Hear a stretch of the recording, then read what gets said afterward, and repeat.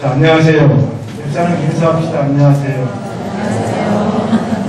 혹시 지난주에 보였다가 안 보이는 분 계시면 다 체크하시기 바랍니다. 폴란드의 어떤 아버지가 아들이 하나 있는데 아주 똑똑합니다. 그래서 천문학자를 만들어야 되겠다 싶어서 당시에 천문학으로 유명한 불란서로 유학을 보냈습니다. 이 아들이 가서 공부를 열심히 했어요. 방학이 돼서 폴란드로 돌아왔습니다. 저녁밥을 먹고 아버지와 아들이 산책을 나갔어요. 그날따라 밤하늘이 너무 청명했습니다.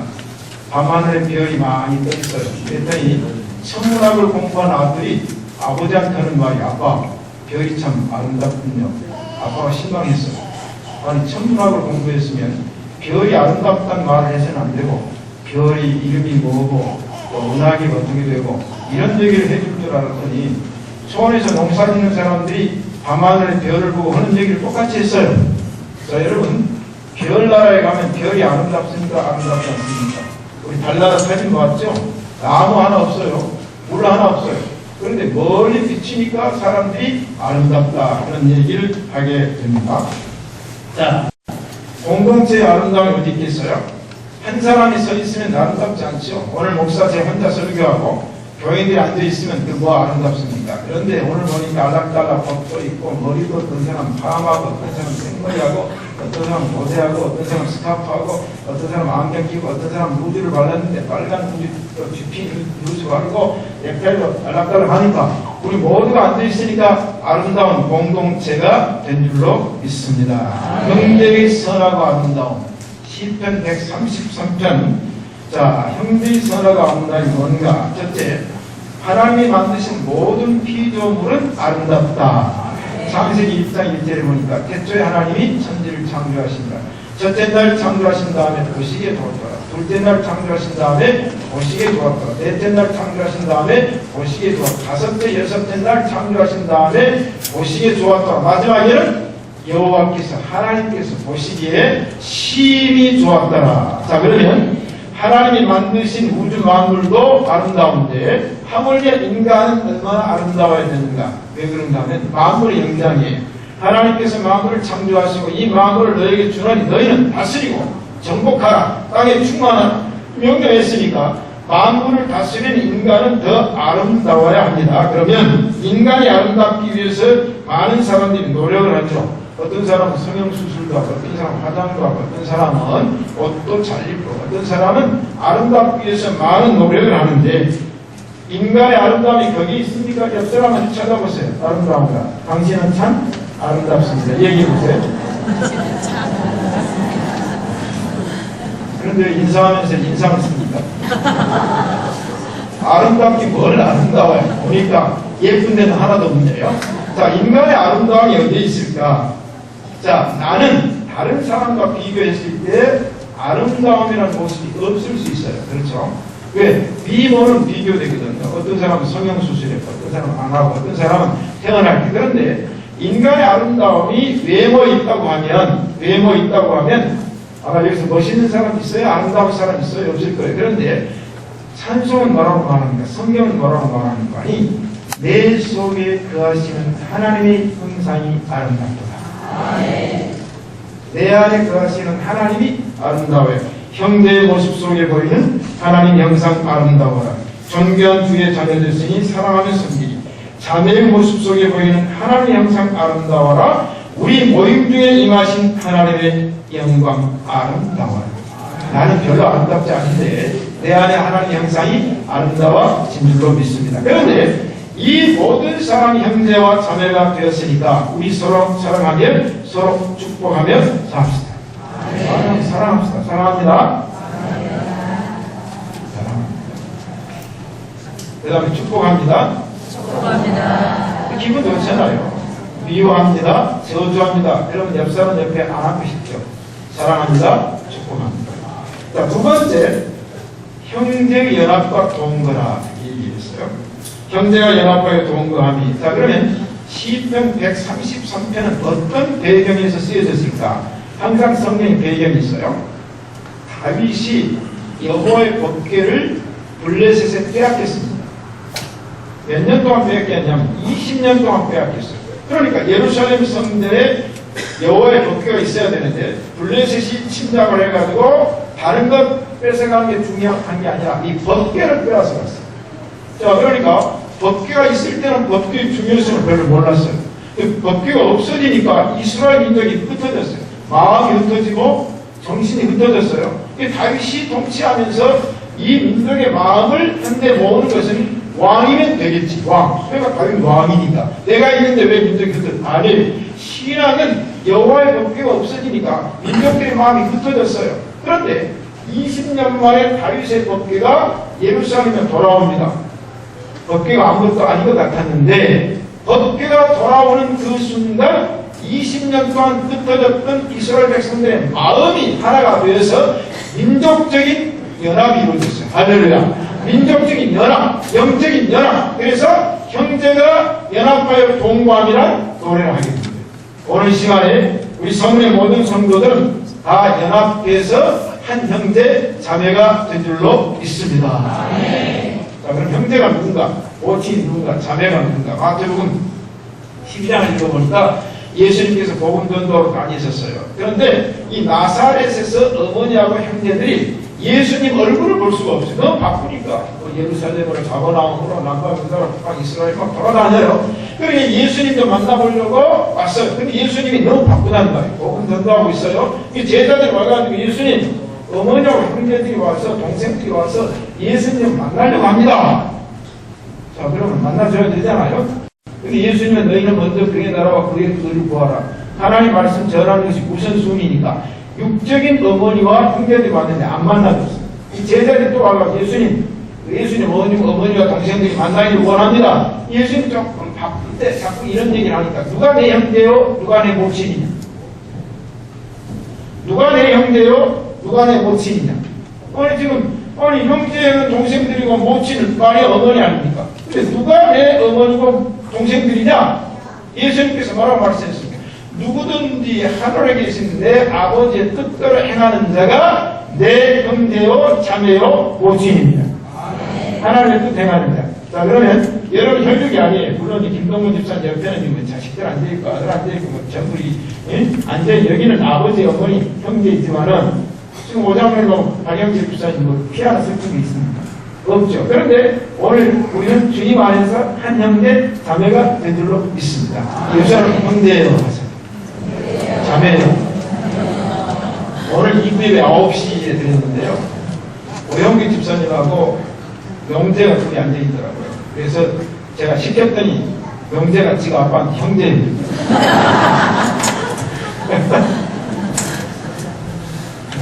소희는 지금 엄마한테 자매예요. 아, 우리가 놀랬어요. 여러분.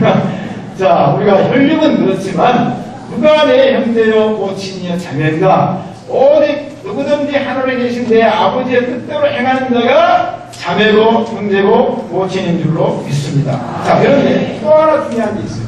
교회 공동체 연합의 기준이 있습니다. 그 기준은 뭐냐면 예수님께서 사도 바울이 로마서에서 이런 얘기했어요. 6장 5절에 보니까 만일 우리가 그의 죽으심을 본보다 연합한 자가 되었으면 교회의 연합은 교회의 하나님 사조직이 아닙니다. 가정이 아니에요. 교회에 왔으면 일단 가정에서 가정이지만 여기서는 형제와 자매입니다. 그런데 그 형제와 자매의 원칙이 하나가 있는데 첫째는 예수 그리스도의 십자가의 피로 연합되었습니다. 이게 원칙이에요. 아셨습니까? 그럼 예수 그리스도의 피로 우리가 한 형제와 자매로 연합이 됐는데 그 다음에 또 하나의 원칙이 있는데 또한 그의 부활을 본받아 연합한 자가 되었습니다. 부활. 십자가만 있으면 안 되죠. 자, 예수님께서 사흘 만에 부활해서 부활하신 주님을 만난 우리 모두가 형제와 자매가 된 줄로 믿습니다. 자, 그러면 우리 이제 형제와 자매가 돼서 피도 하나도 안 섞였어요. 그러면 이 피도 하나도 안 섞인 이웃이잖아요. 자선바지예요. 그런데 이 사람들이 어떻게 하나로 연합된 공동체를 이룰까? 인간의 뜻으로 이루면요, 이루다가 깨져요. 여러분, 개도 깨지고 그러잖아요. 가족도 깨지고. 그런데 사도 바울 에베소 4장에 뭐라고 말씀했냐면 평안에 매는 줄로 성령의 하나 되시는 것을 힘써 지키라. 아멘. 우리는 하나님 안에서 하나가 됐습니다. 여러분 이제 평안으로 화평으로 하나가 돼야 돼요. 여기는 분쟁이 있어서는 안 됩니다. 그런데 이걸 누가 묶어줘야 되느냐면 성령의 매는 줄. 내가 줄을 만들면 끊어질 수가 있고 썩을 수가 있어요. 그런데 성령의 줄은 한 형제와 자매를 그리스도 안에서 한 공동체로 만들어서 묶어줘 버리면 흩어지지 않습니다. 끊어지지 않는 줄로 있습니다.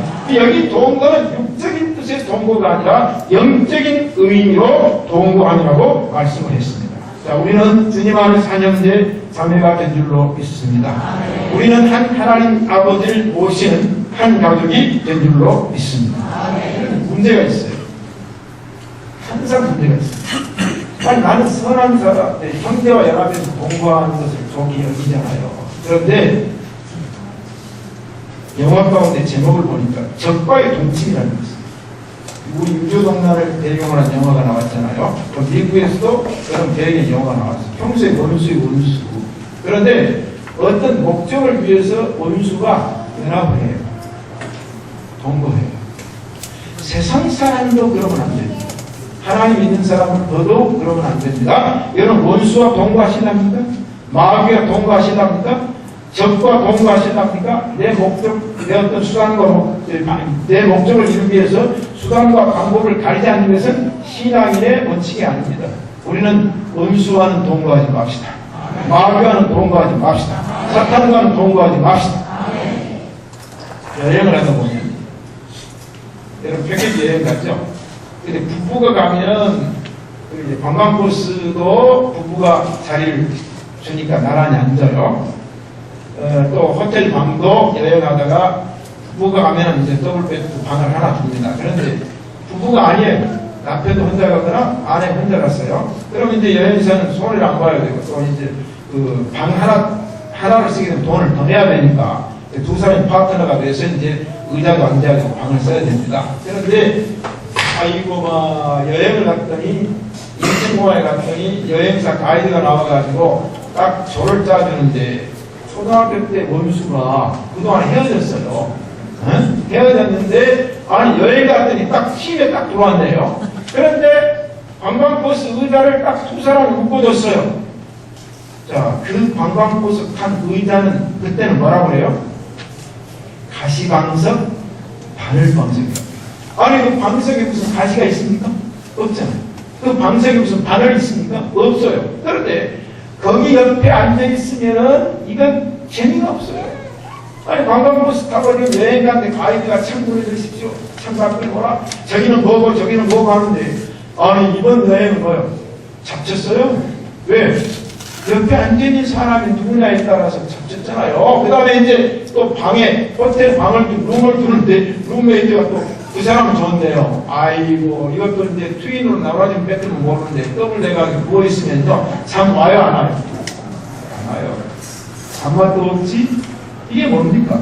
형제가 연합하여 동거한다는 게 굉장히 중요하거든요. 그런데 우리는 자 이 세상에서 원수 마귀와 동거하면 안 됩니다. 그런데 누가복음 23장에 보니까 헤롯과 빌라도는 원래 원수였어요. 왜? 빌라도는 로마 총독이고 헤롯은 이스라엘 다스리는 왕이었어요. 이 총독이 지배국가로서 피지배국가를 다스리니까 원수였는데 예수님을 딱 죽이려고 할 때 빌라도와 헤롯은 원수였으나 예수님을 죽이려고 하는 일은 친구가 된다. 좋은 얘기입니까? 여러분 마귀 원수하고는 동거동락하시지 말길 바랍니다. 아멘. 동상이몽이라는 말이 있어요. 같은 침대에서 잠을 자는데 품은 달라요. 비전이 달라요.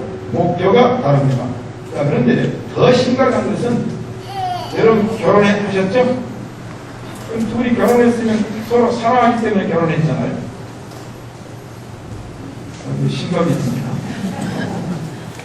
자, 그런데 성경에 보니까 솔로몬이 하는 얘기가 이런 얘기예요. 다투는 여인과 저는 이 성경을 읽을 때마다 역시 여자는 쌈쟁이구나. 그래서 다투는 남편과 그렇게 말하면 되잖아요. 다투는 남자와 그럼 되는데 내가 성경을 눈을 씻고 읽어봐도 다투는 여인이라는 말만 나오지 다투는 남자나 다투는 남편이라는 말은 없어요. 사랑하는 성도 여러분, 우리 여자 성도들 쌈쟁이 되지 맙시다. 다투는 여인과 고대 방식 높은 집에서 산의 진미를 먹고 함께 사는 것보다 초가상단에서 마른 떡을 먹으며 광야에서 사는 것이 더 나으니라 했습니다. 그 남자들이 광야가 좋은 거예요.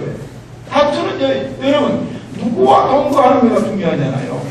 그래서 솔로몬 같은 사람도 다투었다는 얘기입니다. 다윗도 다투었어요. 그러므로 가정에서 찌그락자그락 부부싸움 하신 분들은 너무 죄의식을 갖고 죄책 때문에 우울증 걸리지 말고 아이고 솔로몬도 싸웠구만, 다윗도 싸웠구만, 네? 다투는 여인. 그러나 성경은 뭐라고 말했습니까?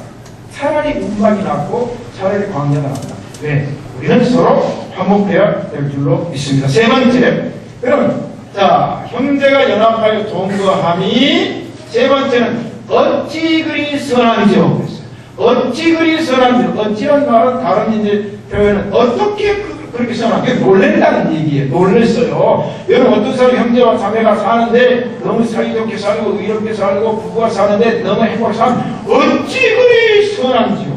어떻게 그렇게 살 수 있습니까? 라는 얘기입니다. 사랑하는 성도 여러분, 그러면 사람은 선해야 됩니다. 사람은 착해야 됩니다. 자, 옆 사람 얼굴 쳐다보고 아이고 당신은 참 선합니다. 얼마나 좋아요. 선합니다. 제가 가능하면 제 진 얘기를 안 하려고 하는데 오늘 해야 됩니다. 지난번에 제가 생일이 되었고 제 아내가 60이 되어가지고 여정대 협의회에서 회장단들이 저를 제 아내하고 밥을 사주더라고요. 그래서 밥을 먹고 가려고 했는데 우리 교회 권미라 집사가 그 여자 집사분 계세요. 아주 명물이거든요. 이선 원사님 시켰대요. 그래가지고 이제 저를 제 아내하고 이제 혼을 내는 거예요. 많은 순서를 진행하는데 저한테 질문하더라고요. 목사님, 사모님이 어디가 좋아서 결혼했습니까? 그래요. 근데 저는 제 아내가 머리부터 발끝까지 좋거든요. 왜 비웃어요? 저는 다 좋다고 그랬어요. 두 번째 질문이 뭐냐면 제 아내한테 사모님, 목사님 어디가 좋아서 결혼했습니까? 라고 질문을 했어요. 그때부터 제 가슴이 뜨기 시작하는데 이게 말 한마디 잘못 나오면 큰일 나게 생겼더라고요. 그래서 제가 가슴을 조이면서 38년을 살았지만 그동안에 제가 제 아내가 나는 당신과 결혼한 것을 감사합니다, 나는 당신과 결혼 잘해서 하는 말을 한 번 듣고 반 정도밖에 안 들었거든요.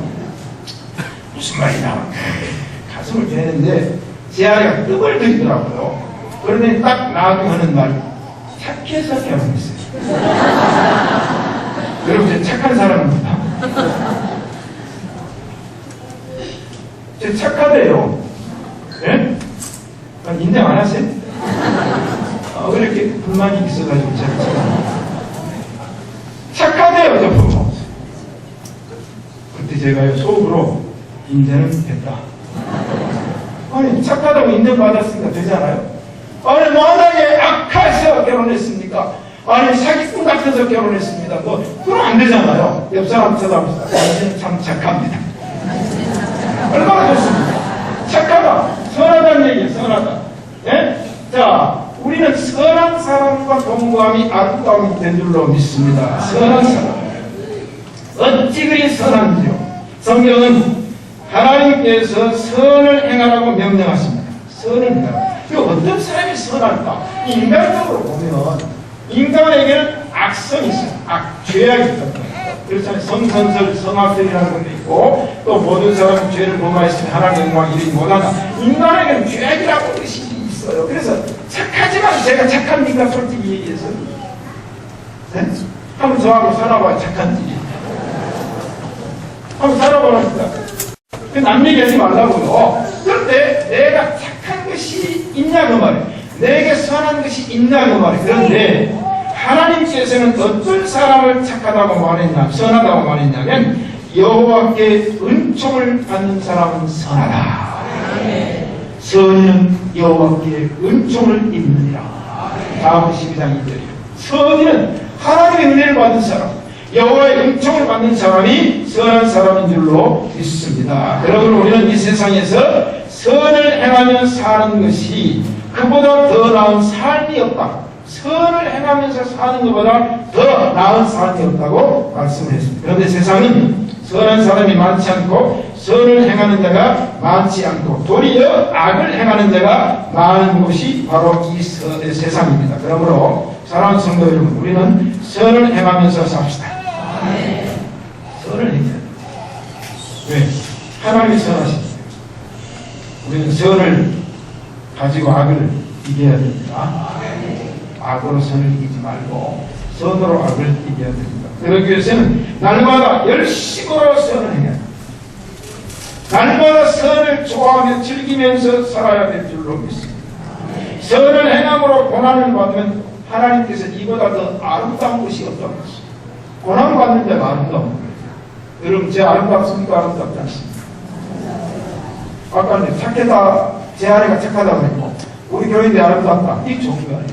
고난받는 것이 그보다 더 아름다운 것이 어떨까. 그러므로 우리는 선한 양심을 가져야 됩니다. 양심이 있어야 돼요. 군대 가서 막 남 속이고 기합 받을 때 도망가고 일하라는데 안 하고 오초설 하는데 안 서고 잠자고 그러면 고참들이 기합 줄 때 딱 세워놓고 뭐라고 양심 불량 100번 외쳐가면 서가지고 양심 불량. 왜? 그 사람 양심은 불량해. 성경은 선한 양심을 가져라. 선을 행하다가 낙심치 말라. 선은 꼭 때가 이르면 거두리라고 말씀했습니다. 자, 우리는 형제의 선함. 자, 형제가 연합하여 동감이 어찌 그리 선한고. 그 다음에 이제 네 번째는 뭐냐? 형제의 아름다움입니다. 형제가 연합하여 동감이 어찌 그리 아름다운고. 어떻게 그렇게 아름답냐? 어떻게 그렇게 멋있냐? 그 얘기 아닙니까? 여러분, 우리는 모두가 아름답고 멋있는 사람이 되어야 될 줄로 믿습니다. 아름다움에 대한 노력. 오늘날 많은 사람들이 아름답기 위해서 노력을 많이 합니다. 돈 많이 들이죠. 여자들 지금 예쁜 것이 무슨 덕이에요? 화장덕이지, 화장덕. 오늘 내 얼굴 딱 씻어봐요. 눈썹도 없어요. 너 주근깨는 따닥따닥하고 기미는 따닥따닥하면 전부 페인트 칠을 해가지고 거기다 돈덕이에요. 돈덕. 지금 그렇지만 옛날에 신방하다 보면은 이제 옛날 전화가 없잖아요. 옛날에 이제 방문 신방이라는 것이 지나가다가 집사님 하고 들어가는 거예요. 권사님 하고 들어가요. 그런데 겨울 권사님 집사님 있어요. 남편 출근시켜놓고 설거지도 안 하고 청소도 안 하고 TV 금성 틀어내라고 그 재방송하는 연속 보느라고 앉아있다가 갑자기 들어가면은요 세수도 안 했지 머리도 안 했지 그 다음에 몸도 있지 그러다가 들어가면요 깜짝 놀래요. 교회 왔던 얼굴하고 영 깜판이요. 왜냐하면 싹 씻어버렸거든요. 그래서 원래 현모양처는 집에서 화장하는 겁니다. 집에 남편 보라고 화장해야 되잖아요. 자, 우리는 아름답다. 다 돈덕. 그런데 오늘 아름답기 위해서 많은 돈을 들이고 노력을 합니다. 그런데 그 아름다운 진정한 건 뭐냐? 오늘 제가 그 말씀을 드리고 앞에 꽃이 있어요. 꽃을 보고 우리가 아름답다. 그런데 과학적 분석에 의하면 꽃에는 아름다움의 성분이 단 하나도 없다. 이거 분석해봐요. 아름다움이 있으면 없어요. 근데 꽃을 보고 아름답다. 아까 별을 보고 아름답다. 우리 인간도 아름다움의 성분이 없어요. 그렇잖아요. 그런데 왜 아름답습니까? 이 의미는 뭐냐면 꽃이 한 송이 있을 때도 아름답습니다. 기본적으로. 장미 한 송이. 아름답죠? 돈 없는 사람은 장미 한 송이에다 폴리에스터를 딱 씌워가지고 선물 줍니다. 그 선물도 아름답지만은 장미 한 송이에다가 안개꽃을 만들어서 넣고 그 다음에 들풀도 갖다 넣고 나무잎을 갖다가 막 하고 그래서 뭘 만듭니까? 꽃다발을 만듭니다. 거기다 들국화도 넣고 그러면 한 송이보다 꽃다발이 더 아름답죠? 그렇잖아요. 한 송이보다 여러 꽃이 연합을 하고 들풀도 있고 나무까지 표현하면 그게 이제 플라워 디자인이 돼가지고 아름답게 보이는 거예요. 자, 그러면 성경이 형제가 연합하여 동거함이 어찌 아름답단 말이, 동거란 말은 둘 이상 복수를 말합니다. 여러분 오늘 11시에 전주성은교회 예배드리는 공동체가 아름답습니까? 아름답지 않습니까? 아름답습니다. 연합을 자, 우리가 바로 이 연합이라는 아름다움이, 동거라는 아름다움이 그렇게 좋은 겁니다. 그러면 자, 우리가 이제 어떤 사람과 연합과 동거를 해야 되느냐? 아까 말한 선한 사람과 동거를 해야 됩니다. 그 다음에 아름다운 동거를 만들어야 됩니다. 그러면 어떤 사람과 동거해야 아름다운가? 아름답도다 좋은 소식을 전하는 자들의 발휘한 것 같습니다. 좋은 소식, 기쁜 소식을 전도하는 사람과 함께하는 것이 아름답습니다. 공헌대합시다. 그럼 어떤 사람과 동거함이 아름다운가? 찬송의 입술이 있는 사람, 그 혀에 찬양이 가득 찬 사람이 아름다운 사람입니다. 예배 때 찬송 불러요. 찬송 부르세요. 찬송 부를 때 열심히 부르세요. 오늘도 제가 이제 찬송 막 불렀어요. 찬송이 얼마나 좋죠. 저는 막 찬송하고 싶어서 죽겠어요. 저도 언제 특성 한번 해야 될까. 저 노래 잘 못하잖아요. 찬송하는 입술, 찬송하는 혀가 있는 사람이 아름답습니다. 여러분 찬양 열심히 하시길 간절히 축복합니다. 어떤 사람이 아름다운가? 하나님의 은혜로 충만한 사람이 아름다운 사람인 줄로 믿습니다. 히브리서 13장에 마음은 은혜로 굳게함이 아름답고, 이 마음속에 하나님의 은혜가 충만한 사람, 그 사람이 아름다운 거예요. 또 어떤 사람이 아름다운가? 아름다운 말을 하는 사람이 아름답다. 잠언 15장에 보니까 아름다운 말, 25장에 보니까 아름다운 말, 경우에 합당한 말, 이 말을 잘하면 그 사람은 아름다워요. 말을 해도 어떻습니까? 꼭 말을 해도 씨가 된 말을 하는 사람이 저주, 욕설, 이 사람 우리나라 뭡니까? 저 사람은 말을 예쁘게 합니다. 저 사람 말을 참 듣기 좋게 합니다. 그게 아니에요? 말 한마디로 그냥 빚으려는 거예요.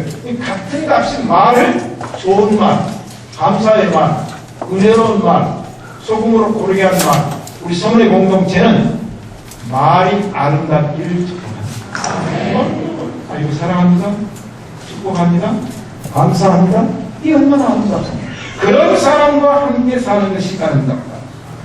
그 다음에 어떤 사람과 함께 사는 것이 아름답냐 하면 디모데전서 3장에 보니까 교회에서는 아름다운 직분과 아름다운 지위를 가지고 충성하는 사람과 함께하는 것이 아름답다. 우리에게 직분을 주었어요. 우리에게 사명을 주었어요. 그런데 이 지위와 직분을 가지고 아름답게 충성하는 사람이 아름답지, 그 지위와 직분을 권력화해서 지배하고 강탈하고 하는 사람은 가차합니다. 이런 사람과 함께하는 성교회가 아름다운 교회인 줄로 믿습니다. 그 다음에 아름다운 사람은 누군가? 하나님의 백성, 성도라는 공동체가 아름다운 공동체인 줄로 믿습니다. 자, 그러면 우리는 어떤 사람들인가? 복음생활에 보니까 아름다운 마음들이 모여서 주의 은혜 나누며 예수님을 따라 사랑해야지. 우리 서로 사랑해. 아름다운 사람들이 모여서 주의 은혜를 나누는 오늘 이 시간 아름답죠? 얼마나 아름다워요. 네? 오늘도 2부 예배 9시에 드렸는데 한 70명 나왔는데요. 둘이니까 좋더라고요. 그래서 봉사들 다 나와서 다음 주부터 중고등부 예배는 9시에 드리고, 그 다음에 어떤 상황이 되는지 모르지만 또 교사들과 함께 성경 공부하고, 오늘 처음 드렸는데 많이 나왔어요. 사랑하는 성도 여러분, 우리는 이런 공동체가 되어서 하나님의 영광 돌리시기를 축복합니다. 다섯 번째입니다. 이제 113편 2절입니다. 머리에 있는 보배로운 기름이 수염과 아론의 수염에 흘러서 그 옷깃까지 내림 같고 헐몬의 이슬이 시온의 살에 내림 같도다. 굉장히 중요한 얘기입니다. 이게 두 가지 의미를 가지고 있어요. 첫째는 영적인 제사장의 축복과 육적인 자연의 축복이다. 특별 은총과 자연 은총이 이 한 구절이 있어요. 자, 그러면 머리에 있는 보배로운 기름이 수염과 아론의 수염에 흘러서 그 옷깃까지 내림 같도다. 이건 제사장의 기름 부음이에요. 자, 제사장 인증할 때 기름불을 튀겨서 머리에다 기름을 부으면 그 기름이 얼굴을 흘러서 수염으로 내려서 뚝뚝뚝 떨어지면 에봇을 쭉 적셔가지고 발끝까지 하는 거예요. 영적인 축복, 제사장 축복입니다. 아멘. 우리 예수님께 한 여인이 향유 한 옥합을 깨뜨려가지고 머리에 부으니까 그 향유가 머리를 적시면서 몸에 쫙 흘려서 예수님에게 적시니까 그 여인이 머리를 풀어서 예수님의 발을 닦아줬다. 여러분, 제사장의 축복이 임하기를 간절히 소원합니다. 우리 성원에 영적인 축복이 임해야 될 줄로 믿습니다. 여러분, 헐몬의 이슬이 시온의 산들에 내린다. 이거 육적인 축복이에요. 자, 우리 하나님의 은혜를 받지만 태양 있어야 돼요. 비 와야 됩니다. 바람 불어야 됩니다. 자, 그러면 헐몬의 이슬이 뭔가? 헐몬산의 높이가 2814m로 우리나라 백두산이 2744m입니다. 이 70m가 높아요. 엄청나게 높아요. 이스라엘은 헐몬산부터 가이사라 빌보에서부터 엘리야세라고 하는 홍해 거기까지 420km가 되거든요. 넓이는 70km밖에 안 됩니다. 그런데 여기는 사막 기후인데 헐몬산은 만년설이 있어요. 만년설. 그러면 헐몬산의 이슬이라는 말은 뭔가? 이스라엘은 1년 6개월은 우기철이고 6개월은 건기철이에요. 우기철이 매일 비가 오는 건 아니에요. 그때는 막 비가 많이 와서 막 강을 이루고 그래요. 근데 건기철은 비가 한 방울도 오지 않고 40도를 육박한 더위가 내리쬐입니다. 그럼 온 대지가 바싹 말라요. 그럼 헐몬의 이슬이 뭔가? 또 보세요. 백두산보다 더 높은 2844m라는 헐몬산에 눈이 내리고 비가 내리면 그때 그 수분을 나무와 돌이 자꾸 흡수를 해요. 그리고 건기철에는 저녁이 되면 이스라엘 땅에는 이슬이 내리는데 연 평균 200mm 정도가 내립니다. 많이 내립니다. 그것을 전부 흡수를 했다가 그 물을 밑으로 쏟아내는데 그게 이제 가이사라 빌립보에 가면 폭포수 같은 물이 막 쏟아져요. 헐몬산 밑에서. 그럼 그 물이 바나스 폭포를 통해서 떨어져서 갈릴리로 흘러 들어가요. 그럼 갈릴리 호수의 물이 요단강을 통해서 내려가니까 농경수를 쓰게 되니까 헐몬의 이슬이 내리막더라. 온 이스라엘 특집입니다. 사랑하는 성도 여러분, 형제가 연합하여 동거하며 어찌그리 선하고 아름다운 것. 헐몬의 이슬이 이거 뭐냐? 자연적인 축복이에요. 우리는 하나님으로부터 영적인 축복도 받아야 되지만 자연의 축복도 받는 사랑의 공동체가 되시기를 축복합니다. 근데 그보다 더 중요한 것이 거기서 여호와께서 복을 명하셨나니 곧 영생이로다. 거기서 형제가 연합하여 동거하는 아름다운 선하고 아름다운 공동체가 모인 거기에서 여호와께서 복을 명하셨는데 그 복은 곧 영생이로다. 영생은 뭡니까? 천국입니다. 영원히 사는 천국을 허락해 주신 줄로 믿습니다. 결론입니다. 목사님, 오늘 설교 참 잘 들었습니다. 그런데요, 다른 사람은 모르겠는데 나는 내 옆에 선한 사람이 하나도 없어요. 나는 옆에 아름다운 사람이 하나도 없어요. 근데 어떻게 동거하여 연합하여 삽니까? 라고 생각하는 사람들에게 말씀드립니다. 사람은 선하다가도 악합니다. 사람은 아름답다가도 나쁩니다. 그런데 성경에 하나님은 영원토록 선합니다. 예수 그리스도만이 선한 사람이라고 말씀했습니다. 그러면 내 안에 하나님이 계시니까 선한 분이 함께 하신 것이죠. 다른 염려하시지 말기를 간절히 축복합니다. 자, 그렇다면 제가 사명선을 합니다. 우리 성은의 공동체 사명선, 그 사명선은 뭔가? 오늘 우리 형제가 연합하여 동감이 어찌 그리 선하고 아름다운고 했으니 우리 성은의 공동체는 모두가 선한 공동체가 됩시다. 아멘. 우리 공동체는 모두가 아름다운 공동체가 됩시다. 아멘. 그래서 이 시대 하나님께서 성은의 공동체를 통하여 하나님의 모델 교회, 하나님의 상징 교회, 하나님 원하시는 빛과 소금의 교회, 하나님의 뜻을 이루어 영광 돌리는 교회와 함께 온 성도 형제 자매 되시기를 축복합니다. 아멘. 하나님 감사합니다. 형제가 연합하여 동감이 어찌게 선하고 아름다운고. 하나님, 언제 하나님이 선하시고 예수님이 선하십니다. 우리 모두가 선한 사람 되어서 동거하게 하시고 연합하게 하옵소서. 예수님 이름으로 기도합니다. 아멘.